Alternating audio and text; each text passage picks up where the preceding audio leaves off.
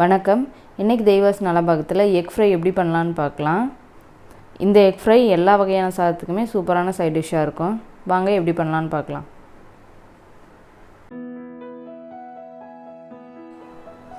Egg ஃப்ரைக்கு 5 முட்டையை வேக வச்சு எடுத்து வச்சுருக்கேன். இப்போ இதை கத்தி வச்சு லேசாக கீறி வச்சுக்கலாம் எல்லா பக்கமும். அப்போ தான் மசாலா உள்ளே நல்லா இறங்கும்.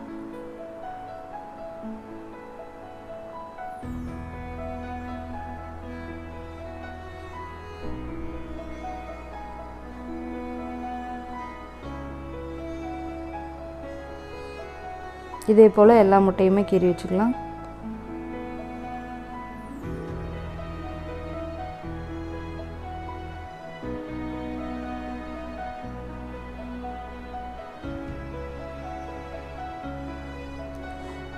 மசாலா ரெடி பண்ணிடலாம். அதுக்கு 2 பட்டை, 3 கிராம்பு, 1 டீஸ்பூன் சோம்பு,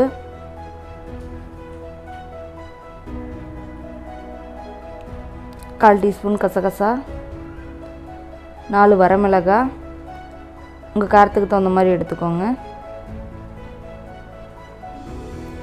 இது கூட 1/4 கப் துருவன தேங்காய், தண்ணி சேர்த்து நல்லா பேஸ்ட்டாக அரைச்சிக்கோங்க.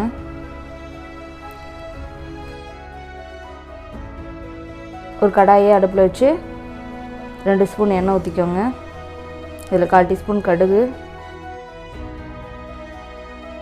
கடுகு பொரிஞ்சதும் இதில் கறிவேப்பிலை சேர்த்திக்கோங்க.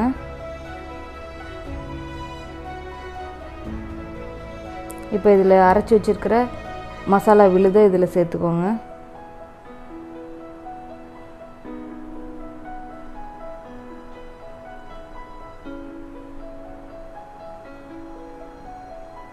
இதில் 1/4 டீஸ்பூன் மஞ்சள் தூள், இந்த மசாலாவுக்கு தேவையான உப்பு, கொஞ்சமாக உப்பு பார்த்து சேர்த்துக்கோங்க.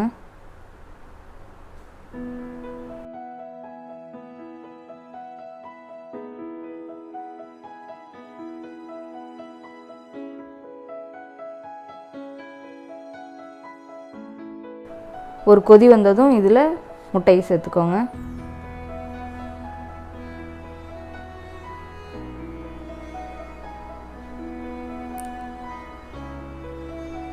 முட்டைக்கு சேர்த்துட்டு லேசாக கிளறி விடுங்க. முட்டை சேர்த்ததுக்கப்புறம் ரொம்ப போட்டு கிளறினா அது உடஞ்சிரும். அதனால் இதை மூடி போட்டு சிம்மில் வச்சு ஒரு 5 நிமிஷம் வேக வைங்க.